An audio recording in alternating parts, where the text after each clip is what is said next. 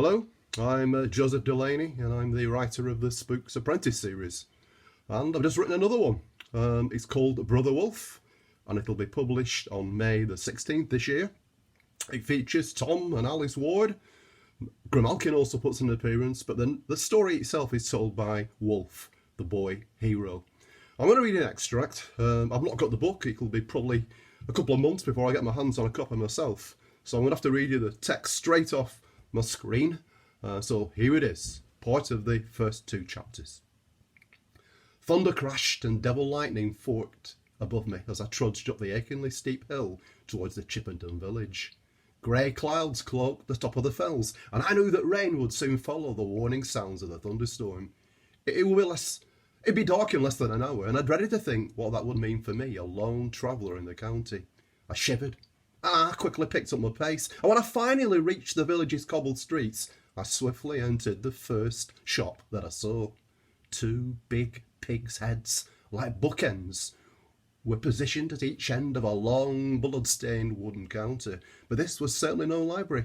Rather than leather-bound tomes, between each head was a long row of pork chops. A large man stood behind the counter, eyeing me suspiciously, and it seemed they didn't welcome strangers here, but never mind.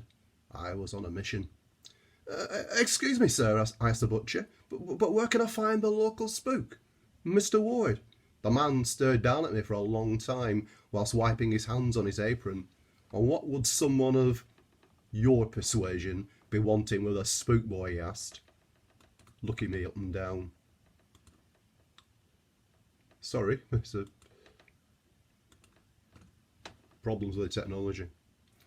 I knew I must be a strange sight. I was a novitiate, a trainee monk, in my first year of training, and my clothing made that plain for all to see. My habit consisted of a black tunic tied at the waist with a leather belt and fitted with a hood. Additionally, I wore an overshirt, and that indicated my lowly position. Priests didn't usually have many dealings with spooks. We don't hold with the way they confront the dark, without the use of prayer and meditation, and think it an unholy business. For that reason, most won't even allow a dead spook to be buried on holy ground, so I could see that my asking for one would seem very peculiar indeed. I'm here on behalf of someone who needs his help very badly. Help? Against the dark? The butcher asked, resting his elbows on the blood-stained counter. I nodded, not wishing to get into details.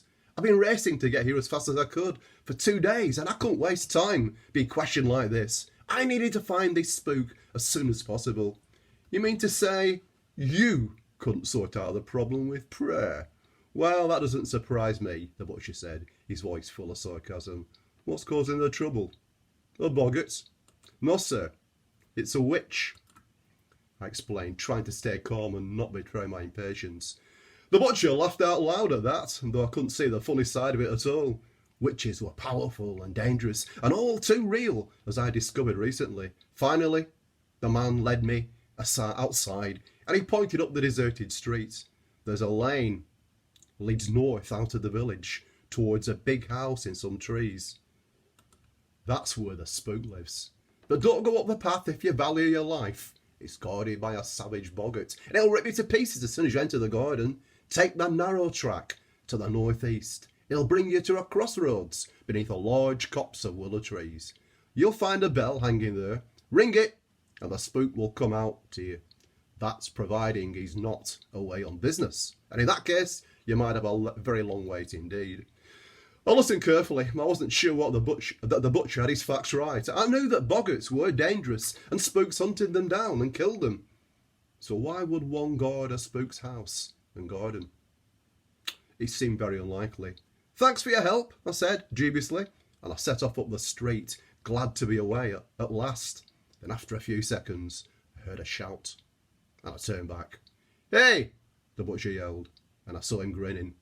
Do witches scare you, boy? I nodded. It was the truth. Well, be prepared to be scared some more. There's something you should know about our local spook. He lives with a witch. Well, that's okay for now. I'll probably be back within a few weeks to do you another reading. Thanks very much for listening.